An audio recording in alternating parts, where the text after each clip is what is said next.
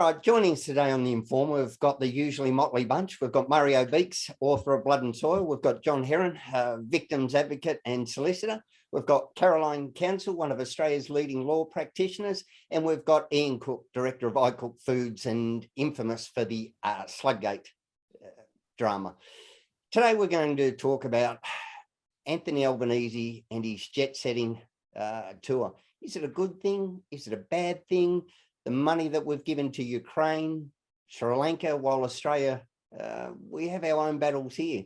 So let's kick it off with you, Mario, given your expertise in Europe. How do you think Albanese is going with 100 million we've just donated to Ukraine for the war effort?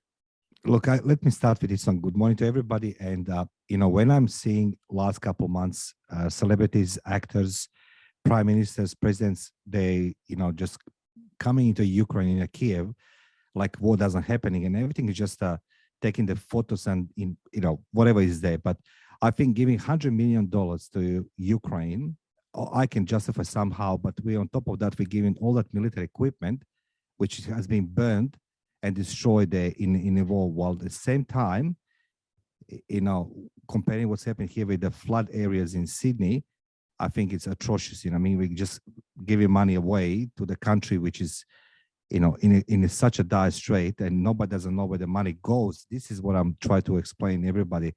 When you give all the equipment is one thing, but when you're giving the cash, that's a different story. And while at the same time, we have the problems here with the thousands of families again and again and again, all are being inundated with the floods. So I'm not happy with that one. And let's not forget, one of the reasons that Ukraine was struggling to get into the EU was a level of corruption, which was endemic as well. So $100 billion going into a country that has that level of corruption, while well-meaning. And let's add in, I think I read that the total amount of cost that we've provided them in, given the Bushmasters you mentioned, was somewhere around the 350 or, roughly $1/3 $1 billion. Sounds even more perplexing. Yeah, where did you put on you? Sorry, Johnny. That amount is more than several NATO countries. It's more than what the Baltic and a lot of the Mediterranean countries have donated to Ukraine. They were also fast-tracked by the RAAF into Poland. What happened to some of them, as we were talking about earlier with Mario, like with the Bushmasters, the Chechens are driving around in one of them, shooting up in the air, and two of them are in Moscow on display at the moment. So there's more of them to play with. Look, I agree with I'm in favour of the military aid, but the cash with issues like Burisma, Biden's son, all types of corruption like that, and Ukraine is a very corrupt country before the war, and with the amount of cash flowing around afterwards, there's no doubt about that. So was it wise? I don't think the thought process entered his mind.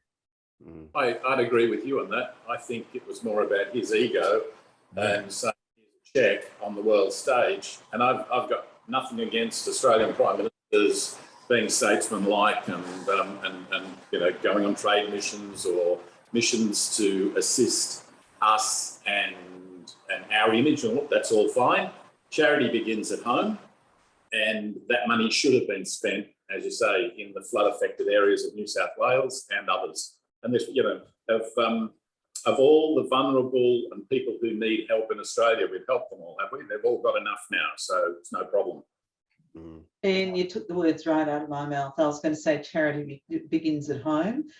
And we've seen this before with Australian leaders. It's not just Albanese, but when they get overseas and they're rubbing shoulders with other world leaders, they buy into, if you will, the issues of the day, and they take a stance according to that, rather than thinking about what's important at home and how to prioritise what's important at home.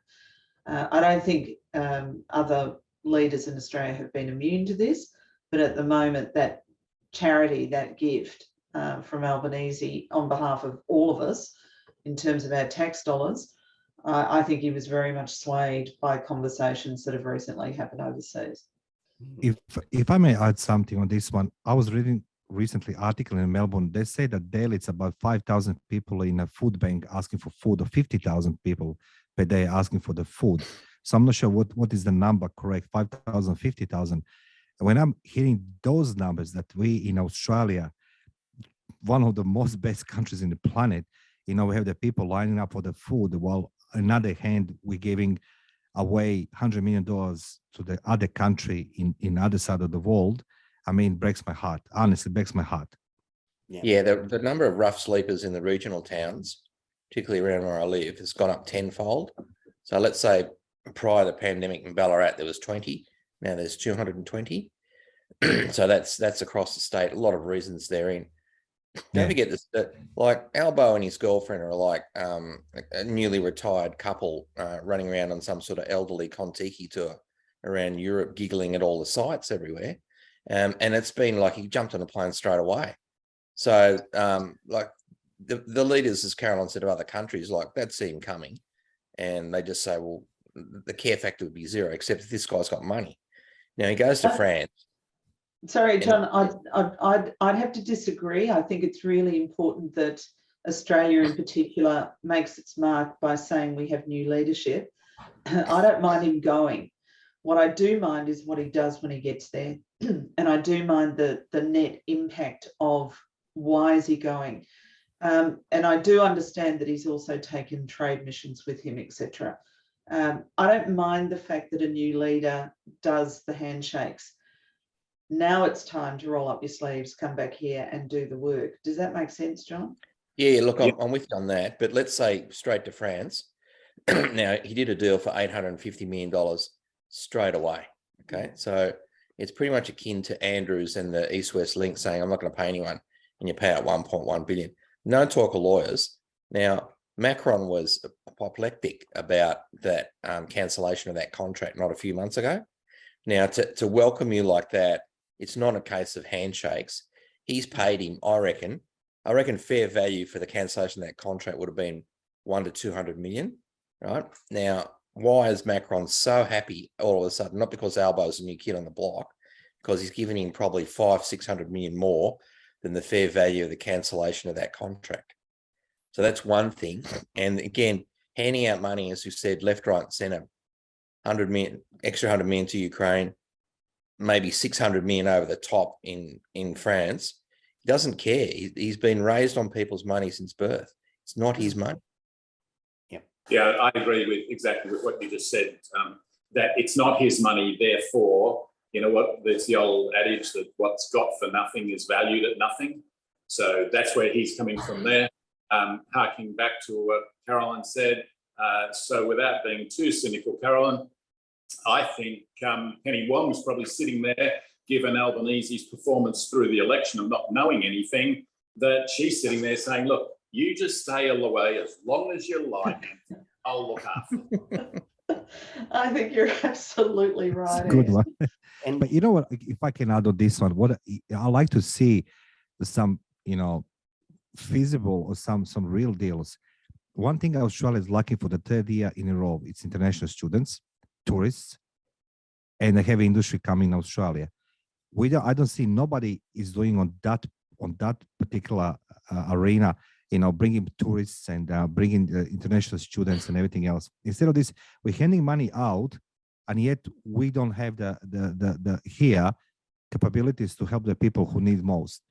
And for how long this is gonna go? And you're right, John. When you're handing the money, which is not yours, obviously you have the habit to share this money, just willingly without consequences, while people here need it most. And that's what I like to see. Concrete actions that people are coming here in Australia as a tourists, the people coming here in Australia spend the money, instead of this we're spending money overseas. And how I can understand that Australia has some strategic interest in Europe. We have here in Asia problems, but we're going sorting out problems in Europe. It doesn't make a sense. Yeah, like Penny Wong was. Sorry, I was just going to say it's the difference between gifting money rather than investing. Yeah. So I think what John is saying is on the money, that we're handing it over, but what is going to be the net gain? Hail fellow, well met, but where's the deal? And that's what you're getting at, Mario, and I think John is as well. Yeah, look, Penny Wong did some Pacific diplomacy, and that was a good thing. Although the only reason that she did some good in, say, Fiji was because the Chinese dropped the ball. But again, like, I've got to be frank, like those people, the complete inexperience in their professional lives, it's fine to get 32% of the vote and think you're a hero back home. But when you're in the international stage, it's a different thing. That they stand out like deer in headlights. Swatting around, the amount of photo ops in NATO, there's no reason for Australia to be trotting around in NATO. If anything, it's not exactly wise, because your other opponents are watching this really closely. That's so very China, correct, yeah. China and Russia are watching that from Australia's perspective, and that's not going to do us any good, right? It might be good for Albo to meet Justin Trudeau, who couldn't remember his name, and hand out money left, right, and centre. All well and good, but this is a dangerous world, right? So Putin sees him strutting around, making belligerent statements, and the Chinese see it too. That's not good for us. You're absolutely spot on, John, on this one. Sorry, again, take a word from everybody. But in this very moment, China is just learning, how we, Australia, responding to the crisis in the world, and they're adapting their tools and methods to our response. That was a good one, John. No. And while we've already mentioned the practical side of things with the Bushmasters, which are good, we've also got now, I believe, the humanitarian visa scheme expires on the 14th of this month. So as far as, doing practical things that actually make a difference for the Ukrainian people, I don't think there's been any announcement of that being extended, while we're happy to give them $100 million. So there's that dichotomy there. Exactly. Now, we've also kicked in 50 million to Sri Lanka, which is in like a dire situation with everything from petrol to food to all the rest of it. But we've also just seen the resettlement of the Biloela family, which, it's basically a travel brochure for Sri Lankans to come here. And while I understand their treatment while in detention was repugnant and reprehensible, the photo opportunities with the flowers and the resettling and all of that media around it, surely that's not going to do anything but encourage people to try and make it here.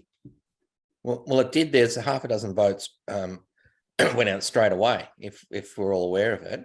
And Albo's, what was it, 50 million to Sri Lanka?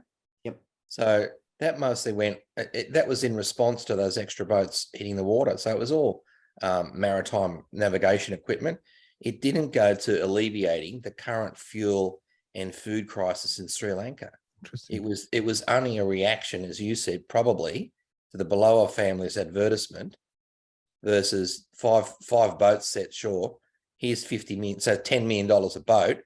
We complain about offshore detention, and it didn't touch the water to help Sri Lanka out of their problems. If I can add on this one, John, I understand when we have a couple boats coming from Sri Lanka or from other places, but when the crisis deepens, when the more boats start arriving, how many boats actually is going to come and touch the Australia shores? That's my question, because entire ocean, cannot be controlled, and the crisis is going to drive people to flee Sri Lanka and other places, and it's going to be hundreds of boats, in our territorial waters. How are they going to respond to that one? I think the question of boats and refugees is a fairly perplexing one. If you go back to when Howard did what he did, that was because it was deemed or seen that a large majority of the people that were coming out were actually economic refugees who just saw Australia as a better place to live and a better place to earn an income. Now, if you put that to one, so I agree with being fairly firm with that and harsh and saying, okay, there are a set of rules. If you want to come to Australia, you meet the rules, you meet the criteria, and then we'll accept you in. On the flip side of that, when you have a country that is suddenly either at war, people are starving, as you said, fuel, when those sorts of conditions that make life impossible in a country, whatever country, if you were a father with 2 young children, what would you do? I'd get in the boat and start rowing. I'm not going to sit and die if there's no food and no hope where I am, or if it's suddenly in civil war or whatever it might be. So that's the balance of the two sides, the way I see it. And I think we have to look at genuine refugees fleeing death, disaster, etc., versus economic refugees. Yeah, and there's a big difference. It's not black or white. The way that we treat the refugees doesn't have to be harsh and inhumane, as that little girl with a medevac that was refused, and all of the horrible ways that it was done. But it's not a black or white, as you said, Ian. Genuine refugees with a process that's vetted, that get in. I'm a big fan of the temporary protection visas. So when things improve, back you go when it's safe to do so. But as a father, I couldn't imagine, if there was trouble in Queensland and I heard it, and then it was in New South Wales and I'm here in Victoria, for me to go, oh, I'm going to try and get to Tasmania to stay safe. I couldn't fault them, but how we treat them needs to be changed. Yeah, better. Yeah, no one disagrees with that. There's 2 factors there with just getting into hot water here with refugees. But to answer Mario's question, at the height of Rudd's refugee crisis before he was thrown out of office, we were getting 5,000 people a day. About 75% of those people were single males from Iran. I've dealt with some of them in the legal centres. One of them was a furniture retail owner who shut up his shop in North Tehran. Another one was a chief information officer of a large corporation that I come across. Okay. They all got TPVs. But again, as always, what really distresses me is that when people put to sea that dangerous route between Java and Christmas Island, the death rate is about 5 to 8%. And all of the people advocating for refugees conveniently forget that 1,100 people drowned in the most horrible circumstances. So again, having protection visas and bringing in more refugees by air is far more humane and less deadly than just turning a blind eye and hoping for the best if they get here or not. Yeah, John, and we have the shortages of the doctors, the nurses, and teachers. I think that could be actually work very well for Australia if on that type of visa actually bring all these skilled migrant workers in Australia. I think that would be a great thing. And we've got a shortage in unskilled, for heaven's sake. So we've got employment shortages, full stop. So if anything, Australia is perfectly positioned to start reviewing a more humane method of incorporating people that wish to leave their own countries because of war, because of famine, because of the terrible corruption. Let's not forget Sri Lanka is also a very corrupt country. So we did it for the Vietnamese, and so let's do it again. Let's actually see what we can do to help people in countries that are, Sri Lanka is a near neighbour, really. Yes. And Yeah. a lot better than offshore detention centres. Offshore relocations where they're assessed before they have to make that journey will probably be a lot safer for them and save those 1,100 lives. Now, I'm going to throw in have them in the community working, have them actually contributing to Australia. I don't understand it. I'm going to throw in one here that's not popular, and I'm ready for the pile on social media that comes. I'm not a huge fan of Zelensky, the way he's hailed as a hero. This is a man that prohibited men between the ages of 18 and 60 fleeing with their families. And again, I'm going to throw in my subjective reality. As a father, I couldn't imagine putting my daughter on a train and saying, off you go. I'm going to stand here with a fork and, a slingshot and try and hold the Russians off instead of getting out of the place. And, we got rid of conscription, back in the 70s.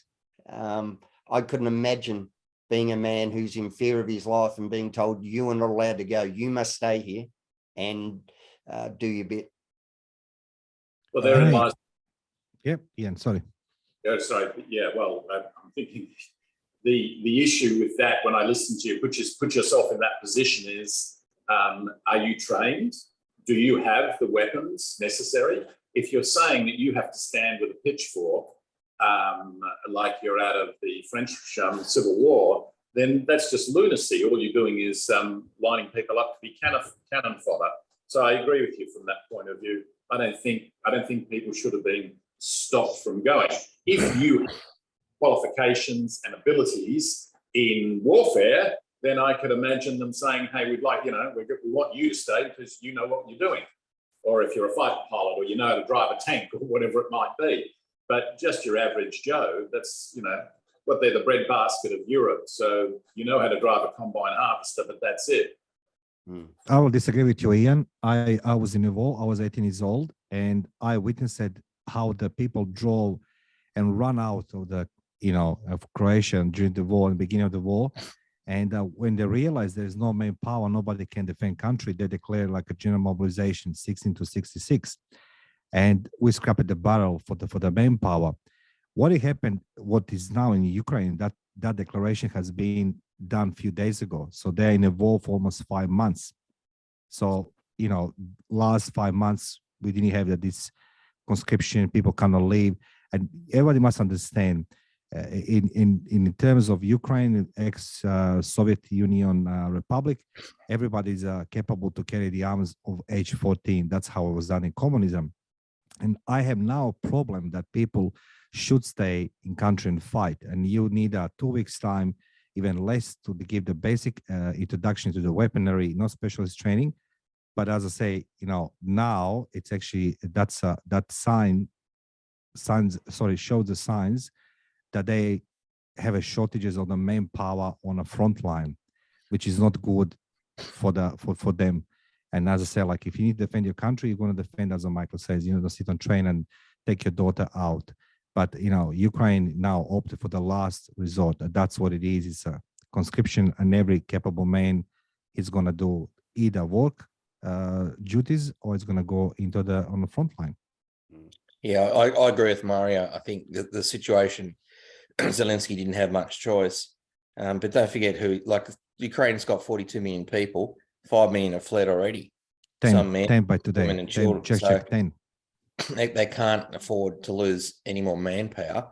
But look at the opponent they're facing, who's got a population of 150 million people within the Russian Empire, and it has no qualms about flattening entire cities, hospitals, schoolyards, whatever, and like can shoot hundreds of people in the back of the head in Bucha. Even Albo's been there now. And so really, that's a brutal enemy. Would you want to surrender to the Russians, Mario? No, never. Exactly. I can't stand them, but they're putting people on trial left, right, and center, death penalties. That's a brutal enemy. You've got to fight that.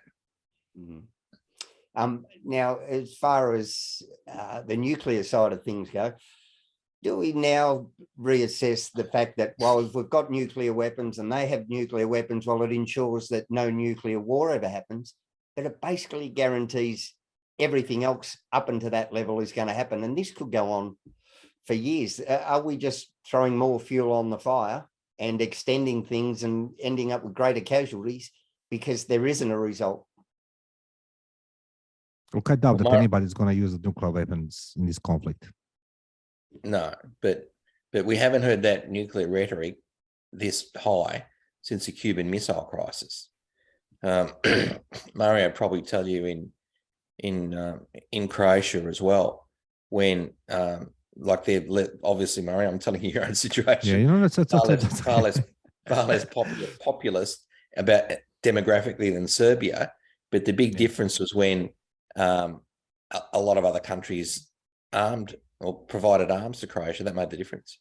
Yeah, look, the one thing people forgetting, everybody sees the big rocket, carrying the tactical or strategic nuclear warhead.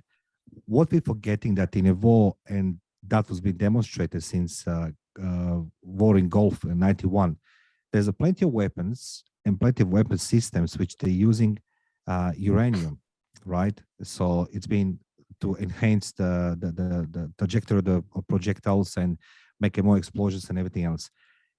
There is so much weapons of those types being used already, which probably have the, some type of radiation. And I doubt that anybody is going to use nuclear weapon, because don't forget one thing. When you drop the nuclear bomb, everybody knows 1,000 years needs to soil to be contamination goes. And that's unused space. So like I doubt that anybody, it's a threat, yes. I'm afraid that could be something happen, but again, I doubt anybody's gonna, as John says, from Cuban Missile Crisis till now, nobody spoke about this one. Everybody's threatening, but I doubt anyone's gonna use. They're not going to spoil the prize, are they, Mario? Now, look, it's the thing is with nuclear weapon, nobody wins, and we only seeing what's on the surface of the earth. We see what's under the ocean, the submarines, but as well there's a weapon systems there in space, which we're forgetting continuously, and that's what frightens me more. Yeah. Well, so with Albo, hopefully it's not an either or situation. It's not what we're suggesting, where we either help our neighbours or we help ourselves. It needs to be an and. So as long as he can have that, help them and help us in equal amounts, because I think there's $3.5 billion total funding for the Lismore floods, and we need to keep that in mind. So any suggestions, Caroline, to finish up with for Albo? How do you think he's doing with his foreign diplomacy versus his home? I like Ian's idea. Keep him out and let Penny get on with the job. But seriously, for a moment, let's be serious. He really needs to knuckle down. As John said, he needs to stop treating the taxpayers' money as if it's his money to do with as he sees fit.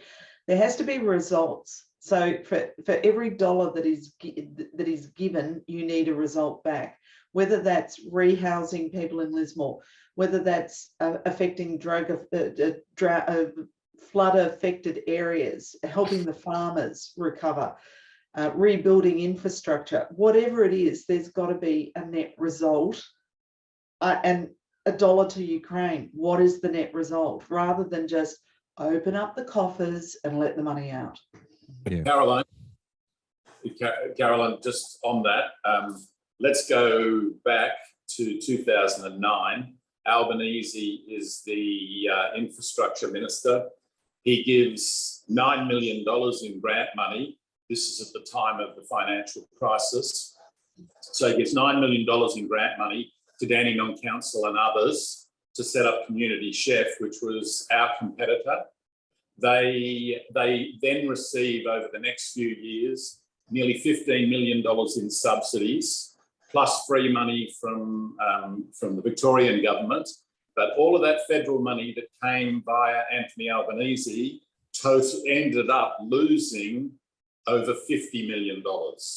So when it comes to track records of getting something when he gives money away, it's not looking real good. Yeah, well, hopefully, other people in government can actually put some brakes on Albanese's spend, because that is what we're all worried about. John said it, you've said it, I've said it, Mario said it. We really have to watch him carefully and hold him to account. What's left of the Liberal Party at federal level really should be focusing on those sort of behaviours and holding Albanese to account. Yeah, and you know what? I agree. John, in your area, victims of crime, how much would $100 million help those victims of crime, even though we're at a state level? It's not even giving it to them. It's the provision of services which just don't exist. It would save dozens and dozens of lives. Simple as that. All right. I'll have to run now, sorry. Yep, we're going to leave it there, guys. And Caroline, thanks so much for a great chat. See you all next week. Thank you. Bye. Bye. See you later, Marianne.